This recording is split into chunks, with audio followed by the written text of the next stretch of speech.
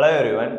இன்னைக்கான வீடியோவில் நம்ம என்ன பார்க்க போகிறோம் அப்படின்னு பார்த்தீங்கன்னா மார்க்கெட் அப்டேட்ஸ் தான். இன்னைக்கு நிஃப்டி எப்படி பர்ஃபார்ம் பண்ணுச்சு, மார்க்கெட்ஸ் எப்படி இருந்தது, ஏன் இது நடந்தது, யூஎஸ் ப்ரெஷர் ஏன் நம்ம இந்தியாவுக்கு வருது, யூஎஸ்ல இருக்கிற அன்சர்டைனிட்டி எப்படி நம்ம இந்தியன் மார்க்கெட்ஸ் அஃபெக்ட் பண்ணுது, எப்படி எஃப்ஐஎஸ் செல்லிங்ஸ் நம்மளை டவுன் ட்ரெண்டுக்கு எடுத்துகிட்டு போயிட்டு இருக்கு, ருபீஸ் எப்படி மூவ் ஆகிட்டு இருக்கு அப்படின்றத இந்த வீடியோவில் பார்ப்போம். ஃபர்ஸ்ட் இன்னைக்கு மார்க்கெட்ஸில் என்ன நடந்தது அப்படின்னு பார்ப்போம். ஃபர்ஸ்ட் ஒரு கேப் டவுன் இருந்தது மார்னிங்கே. ஒரு கேப் டவுனில் ரொம்ப வொலட்டாலிட்டி இருந்தது மார்க்கெட்ஸில். அப் அண்ட் டவுன்ஸ் இருந்தது.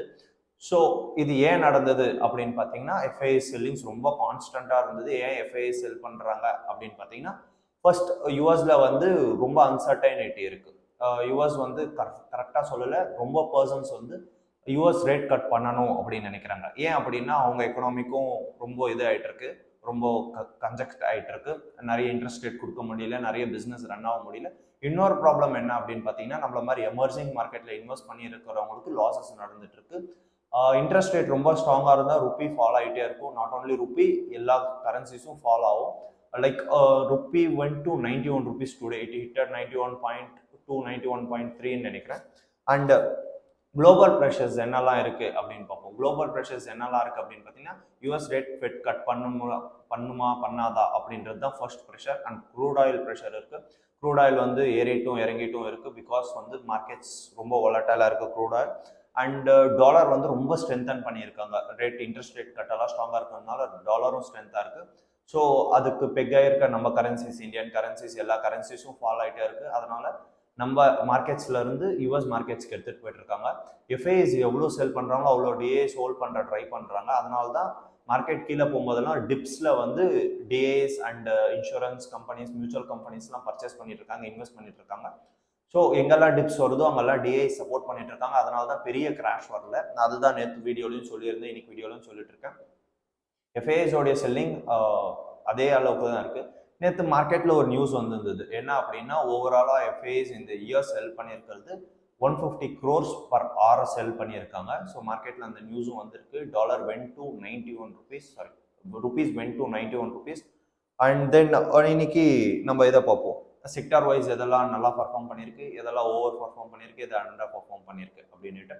So as usual IT sector நான் சொன்ன மாதிரி தான் பெரிய டெக் கம்பெனிஸ் பர்ஃபார்ம் பண்ணல ஃபாரின்ல. பிகாஸ் வந்து யூஎஸ் ஃபெட் வந்து ரேட் கட் பண்ணாது அப்படின்னு நிறைய பேர் பிஸ்னஸ் கொடுக்கல, பிஸ்னஸ் எடுத்துன்னு இல்லை. அதனால நம்மளுடைய ஐடி கம்பெனிஸ் அடி வாங்கிட்டு இருக்கு. Next small cap and mid கேப்பும் அவ்வளோ பெஸ்ட்டாக பர்ஃபார்ம் பண்ணல. ஏன் அப்படின்னா ப்ராஃபிட் புக்கிங் ரொம்ப நடந்துகிட்டே இருக்கு. எல்லாரும் ப்ராஃபிட் புக் பண்ணுறதுல தான் ஃபோக்கஸ் பண்ணிட்டு இருக்காங்களே தவிர்த்து யாரும் வந்து ஹோல்ட் பண்ண ட்ரை பண்ண மாட்டேன்றாங்க. And high valuation stock, growth stocks எல்லாம் இருக்கும்ல, அதுலேயும் நிறைய ப்ராஃபிட் புக்கிங் நடந்துட்டு இருக்கு, செல்லிங்ஸ் நடந்துட்டு இருக்கு. எதெல்லாம் ஓகே மீன்ஸ் ஸ்டேபிளாக இருக்கு, ரொம்ப ப்ராஃபிட் பண்ணலாம் அப்படின்னு பார்த்தீங்கன்னா எஃப்எம்சிஜி செக்டர் ஓரளவுக்கு ஸ்டேபிளாக இருந்தது. பேங்க் செக்டர் எஸ்பெஷலி ஒரு லார்ஜ் கேப் பேங்க் செக்டர்ஸ் வந்து ஓரளவுக்கு ஸ்டேபிளாக இருந்தது.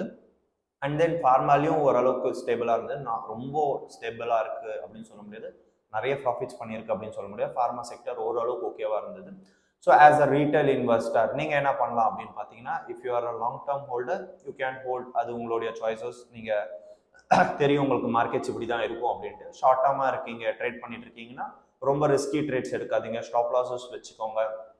ட்ரெண்ட்ஸ் வந்து ஒரே சைடில் இருக்கிறது இல்லை, அப் சைடே இருக்காது, டவுன் சைடே இருக்காது. மார்க்கெட் ரொம்ப வொலட்டைலாக இருக்கு. ஸோ பார்த்து ட்ரேட் பண்ணுங்க. இன்கேஸ் உங்களுக்கு ஏதாச்சும் செபி ரெஜிஸ்டர்ட் அட்வைசிங் வேணும், இன்கேஸ் உங்களுக்கு மார்க்கெட்ஸில் எப்படி ஒர்க் ஆகுது, இன்வெஸ்ட்மெண்ட்ஸ் பற்றி கற்றுக்கணும், மியூச்சுவல் ஃபண்ட்ஸை பற்றி கற்றுக்கணும் அப்படின்னு நினச்சிங்கன்னா நீங்கள் கீழே இருக்கிற கூகுள் ஃபார்மை ஃபில் பண்ணுங்க. எங்கள் டீம் உங்களை காண்டாக்ட் பண்ணுவாங்க. ஸோ செபி ரெஜிஸ்டர்ட் அட்வைசர் கிட்ட இருந்து அட்வைஸும் எடுத்துக்கலாம் டீம் படி after opening the demat account. இல்லை எனக்கு வந்து ஜஸ்ட் இன்வெஸ்ட்மெண்ட்ஸை பற்றி கற்றுக்கணும் அப்படின்னு நினச்சிங்கன்னா நம்ம வீடியோ ரெகுலராக ஃபாலோ பண்ணுங்கள். இன்வெஸ்ட்மெண்ட்ஸ்னா என்ன, ஷேர் மார்க்கெட்ஸ்னா என்ன, சம் ஸ்டாக்ஸை பற்றி பேசலாம் இந்த வீடியோ நெக்ஸ்ட் வர வீடியோவில். ஸோ தேங்க்யூ ஃபார் வாட்சிங். தேங்க்யூ.